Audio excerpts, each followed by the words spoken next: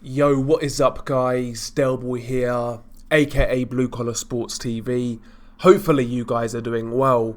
If you're new here, smash that like, hit subscribe, all of that good stuff. So, predictably, Oscar Valdez is facing no punishment for failing his PED test. He recently tested positive for a substance called phentermine, which is a banned substance under VADA. VADA, of course, were the testing agency who drug tested for this fight. Now, phentermine or phentermine, whatever it's called, I don't believe it's actually a banned substance under WADA, and essentially the WBC, etc., are kind of using that to clear Oscar Valdez's name. However, under VADA, the actual testing agency, they declare it as basically a PED and a banned substance. So, you know, the WBC once again are making a mockery of their clean boxing program. You know, how many times have we had guys fail PED tests now, only for the WBC to then clear them despite failing under VADA, WADA, and their clean boxing program? Obviously, Canelo Alvarez, Julio Cesar Martinez, I believe Ray Vargas, and now Oscar Valdez.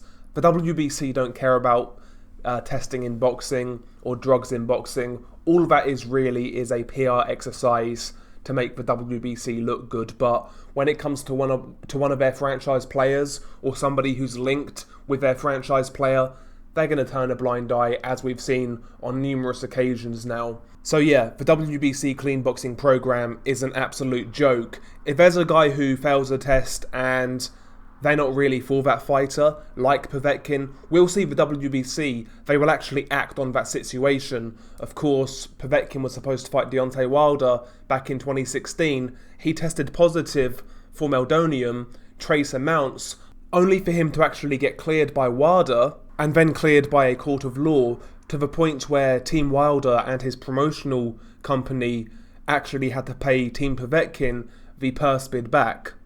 Despite being cleared in all essence, Povetkin never got his title shot. This is just another example of weaponized boxing. They'll twist and turn when it comes to drug testing and positive tests, all down to who has actually failed the test. If it's a franchise player, at best they're going to get a slap on the wrist, or in Oscar Valdez's case, nothing's going to happen, right? But if it's a guy they don't really fancy, who's not really aligned with the WBC, that's when they'll throw the book at him and make it harder. And this goes on all throughout boxing. In boxing right now, we have situations where individual fighters can dictate what drug testing agency is used, which is a conflict of interest. There's no doubt about it. It should never be down to an individual fighter what drug testing agency is used. Of course, we can go to Nonito Donaire, who's got a close relationship with VADA, and that was obviously one of the sticking points in regards to his fight with Casemiro. Despite Casemiro already being enrolled on the WBC clean boxing program, which is backed by VADA, he was already enrolled under VADA testing, yet Donaire wanted even more strict testing. And, you know, the sheep are going to look at that and say, well, Donaire's just fighting for a clean sport. These guys can't see the conflict of interest in that. A guy in Donaire who's had a long relationship with VADA, known them for years, paid them hundreds of thousands of dollars, right, over the course of several years, they don't think that's a conflict of interest. You know, Donaire being the poster boy for VADA. Come on now, it should never be down to an individual fighter what drug testing agency is used. If drug testing was serious in boxing, the terms of drug testing, what agency is used, would be dictated by a third party, not the participants. If you can't see a conflict of interest there, then you're an idiot. It's just that simple. You're a fucking idiot. And spare me as well, yeah?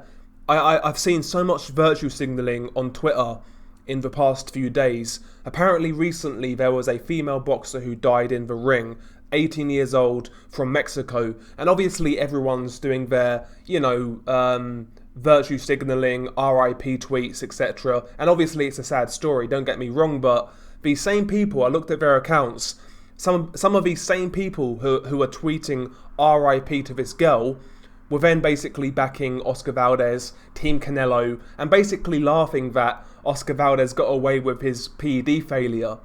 So that they're all for weaponized drug testing, which can obviously lead to guys and girls getting seriously hurt in the boxing ring. If one guy's allowed to juice and one guy isn't, then, that's when you could get some serious issues. The way I see it right now, drug testing in boxing is not fit for purpose. There are too many organisations, there are too many athletic commissions, there are too many sanctioning bodies, there are too many drug testing agencies, there are too many differences in standards when it comes to what is a banned substance, what isn't, and there are too many fighters who are cozy with certain drug testing organisations. It's not fit for purpose. Right now, the fairest thing in boxing would be to let everybody juice and make that a standard, because at least then fighters know what they're going into and they know what they have to do. But as it is right now, it's clear certain guys can juice, other guys can't. It's that fucking simple. And that could lead to a far more dangerous situation, in my opinion, when one guy is juiced and when one guy isn't. But yeah, people keep on virtue signalling about PEDs. I used to be the same years and years and years ago until I realised it was a load of bullshit, and there's only one fair way out of this, and that is to let everybody juice, because like I said, as it stands right now, drug testing in boxing is not fit for purpose. And nobody really cares, let's be honest about it. If somebody really cared, let's look at some of these journos, right? When Canelo Alvarez failed his PED test for clenbuterol, Eddie Hearn was actually one of the most vocal people in regards to that failure of a drug test from Canelo.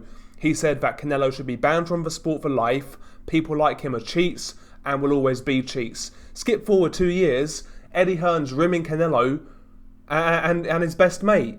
And none of these journos, Kugan Cassius, Gareth A. Davis, Rob Tebbett, none of these cunts push him about that and ask the question in a serious manner. Not just ask it and let Eddie brush it aside, but really put it on him. Not one of these cunts do that. Nobody cares about drug testing in boxing. All we see is a bunch of virtue signalling with no substance. To this day, I've not heard any better solution than to let everybody juice. Name me a better solution in the comments. Realistic. Name me a better solution. You can't. And listen, I've got no problem with Oscar Valdez failing a test.